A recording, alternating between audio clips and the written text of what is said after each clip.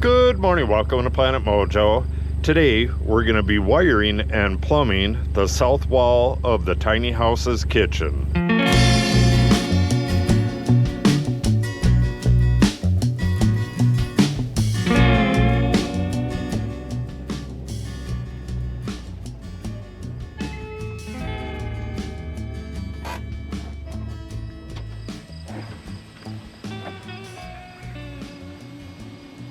And we're going to be working off this plan right here. Let me get you familiar with it. We have an ice maker box, this right here, that needs a water line run to it, and that we're going to have to come up and over and down back to here. That's the water right there, so that's going to be fairly difficult. But the most difficult thing is the electric right here, which is right over there. We need to put a 40 amp outlet over there, and this space, if you measure up and over and up and over through that and down to the box, it comes to right about 25 feet. And the wire is very expensive. We're going to be doing a 4-wire hookup, which is number 6 3-wire Romex, and the difference between a 25-foot roll and a 50-foot roll, which is the next size up, is pretty huge. I think the 25-foot roll was over $100, maybe $130. And I don't want to spend, well over $200, close to $300 for an extra foot of wire. So we're going to see how far that goes. And if need be, I may have to change the location just a bit. We'll see. We'll get the holes drilled and pass that wire through. That's the first thing we're going to do.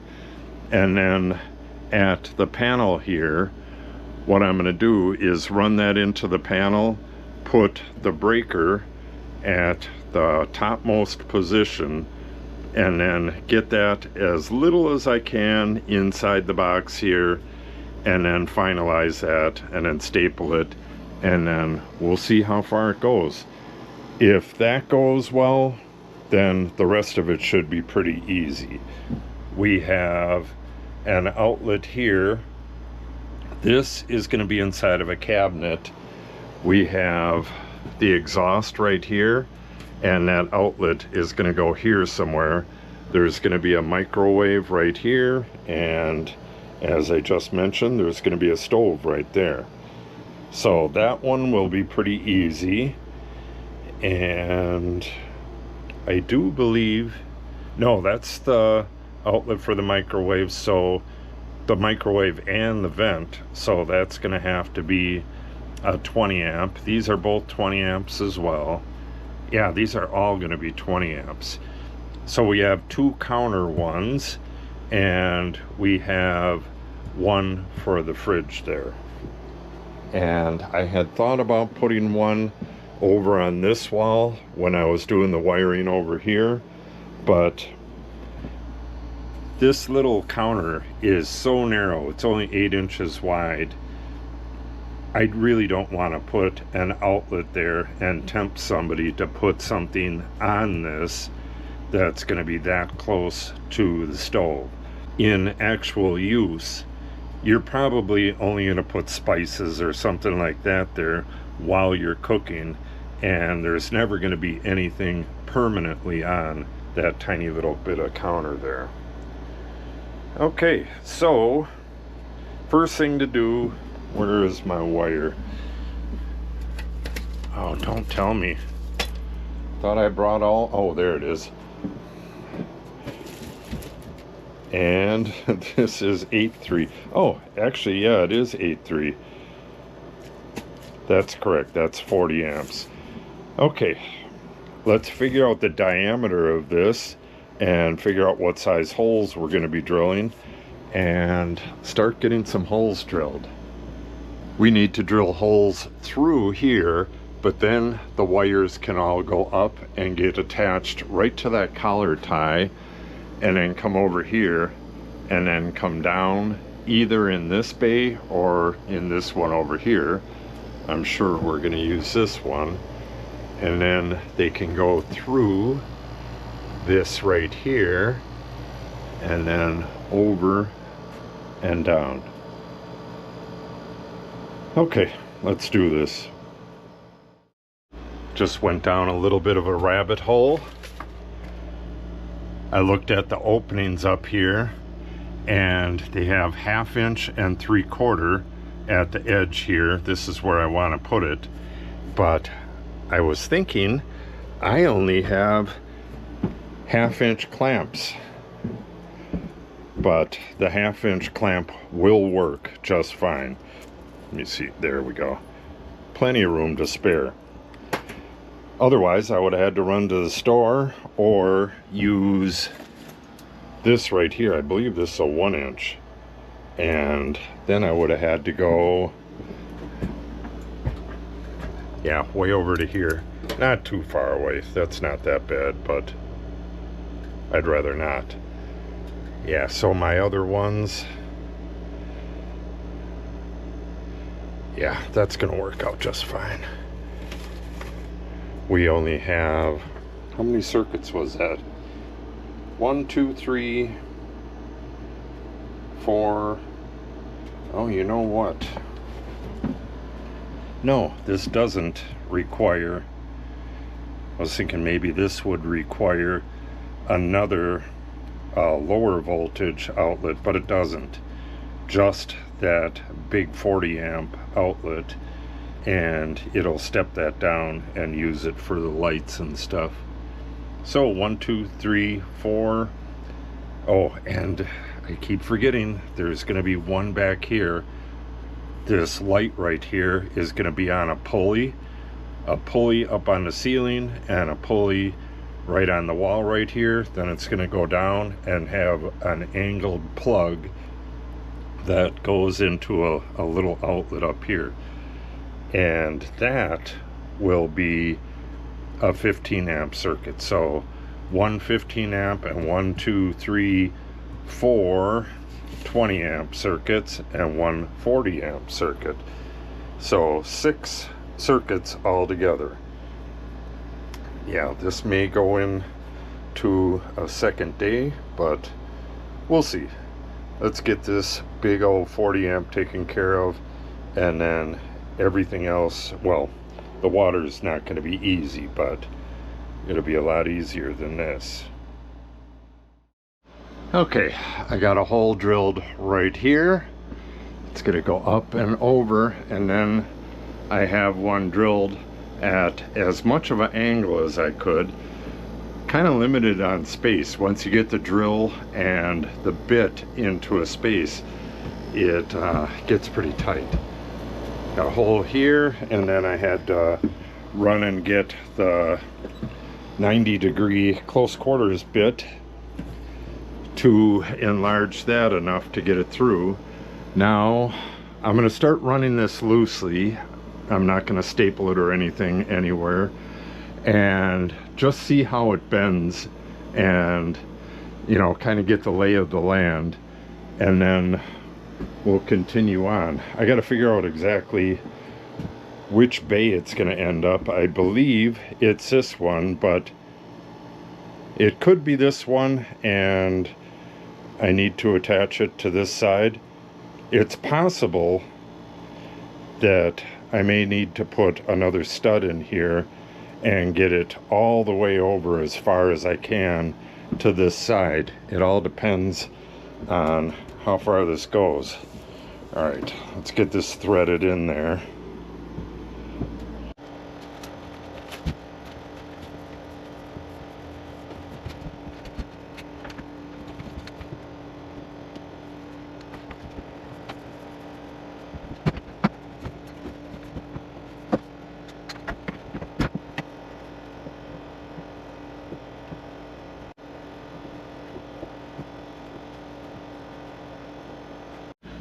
Okay, this is going to be real close. I still have possibly another foot here, and I can tighten it up around there, but with it draped down to the floor, I don't know. It does have to come over into this bay and actually right near the center of it. So I can't just put the box on here and have the wire come down right to the box. I'm gonna have to run the wire down on here and have it arc over to the box, and I'll have to put blocking in for it. I originally tried drilling a 7/8 inch hole, but the bit was just way too dull and it wouldn't go through this tight corner. So I finally found, I was overlooking for it for a while, a nice 1 inch short bit, and got the holes drilled. So now I'm gonna feed that through and we'll see what we get. Hopefully it's long enough. I don't mind putting that blocking in, but if I have to end it at a box and then have just a short chunk going down to the outlet, that is gonna really suck. But if it is what I have to do, then it is what it is. Okay, let's pull this and see what we got.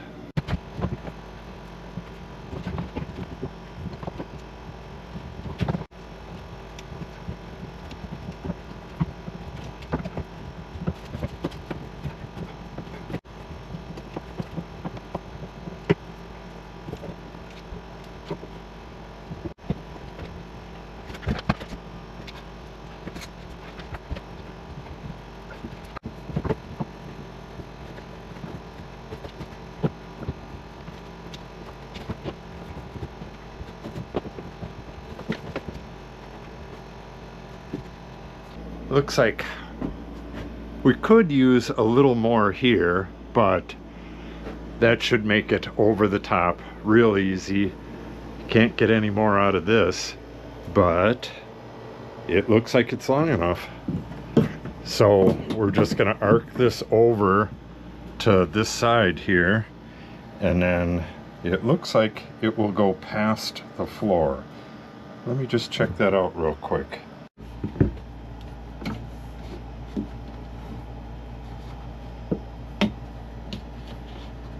Okay, that looks like it's gonna work perfect. I need a good 8 inches on this end to get that outlet wired. They're a little difficult to have stuff all the way around to the other side, but I think I just have it. What I'm gonna do is strip 8 inches off of this and then get that wired and then work my way back to the panel there, and should be just fine. This is the box right here. It's an oversized 4-inch box, and then that is the outlet. And like I was saying, you have 3 things. Well, actually, that's just the ground that's on the bottom there, and we're gonna run that right to there. So I think we're good. Before I forget, I had these 3/4 inch clamps, one for each end, sitting in the box. So I had everything I needed ready to go. So I gotta run and have lunch, and when we get back,